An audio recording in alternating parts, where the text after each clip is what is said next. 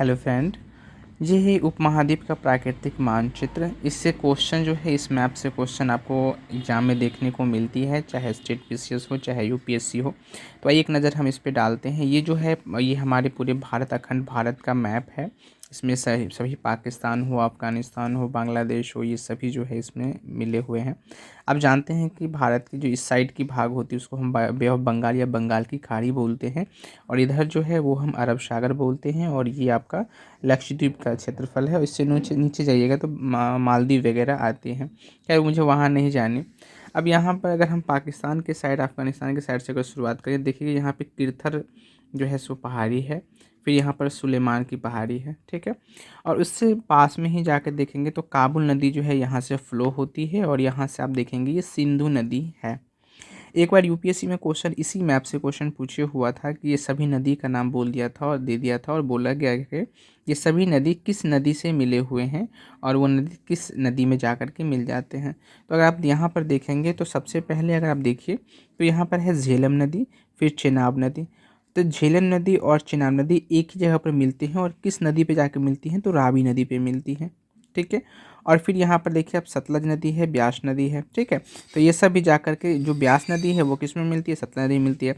और सतलज नदी किस में मिलती है, तो यहाँ पे आप देखिए थोड़ा सा मिल रहा है, तो किस नदी, ये कौन सी नदी है, तो फिर यहाँ पे ये जो है चेनाब नदी है, ठीक है। तो चेनाब नदी यहाँ पे आके मिलती है, फिर जा कर के ये किस में मिल जाती है, सिंधु नदी में मिल जाती है। तो ये क्वेश्चन भी यूपीएससी पूछा था, आप इसको डिटेल में आप देख लीजिए, हम पास कर देते हैं, ठीक है। फिर यहाँ पर ये देखिए थार मरुस्थल है, ये राजस्थान के भाग में है। फिर यहाँ पर देखिए हिमालय की श्रेणी है।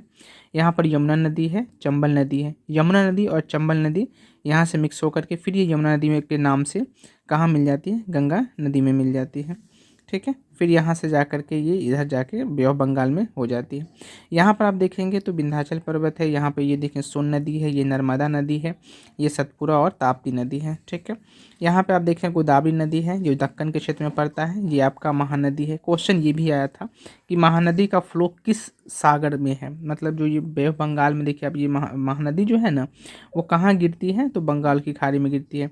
बाकी ये नदी सब कहाँ गिरती है, तो अरब सागर में गिरती है। तो ये भी क्वेश्चन जो है वो यूपीएससी ने पूछा हुआ था। इस मैप से कम 3-4 क्वेश्चन जो है बना करके यूपीएससी ने पूछा है। कमिंग यूपीएससी एग्जामिनेशन आने वाली है, तो आप इस मैप को बहुत अच्छी तरीके से देख लीजिए।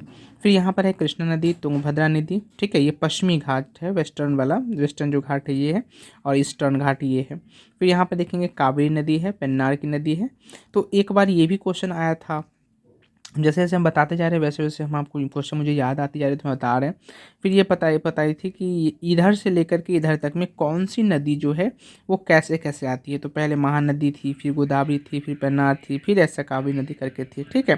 तो इस टाइप से भी क्वेश्चन जो है आपको बन सकती हैं। तो मैं अपने आप को ध्यान से देखिएगा। ये आपका अंडमान व निकोबार द्वीप समूह है, और यहाँ पर देखेंगे तो ब्रह्मपुत्र नदी जो है वो यहाँ से अरुणाचल प्रदेश में मिल जाती है, चाइना से वो आती है। फिर यहाँ पर आप देखेंगे तो गारो पहाड़ी है, और फिर यहाँ पे देखेंगे तो ये गंगा नदी है। तो ये मैप से क्वेश्चन आपको हर साल जो है सो देखने को मिलती है। हर साल अगर नहीं भी कह सकते तो 1 साल की गैप में, क्योंकि मैंने 5-6 साल की पेपर जब मैंने एनालाइज़ किया तो मैंने देखा है कि 3 से 4 बार ये क्वेश्चन डेफिनेटली आया हुआ है। अगर आपको विश्वास नहीं होगा तो PYQ वेबसाइट पे है, आप वहाँ से जाएँ, वहाँ पे आप सर्च करें, ये क्वेश्चन आपको वहाँ पे देखने को मिल जाएंगे। ऐसे भी बहुत सारे वीडियो हम अपलोड करते आ रहे हैं और करते रहेंगे। वीडियो पसंद आए तो video like share and subscribe जरूर करेंगे। Thank you.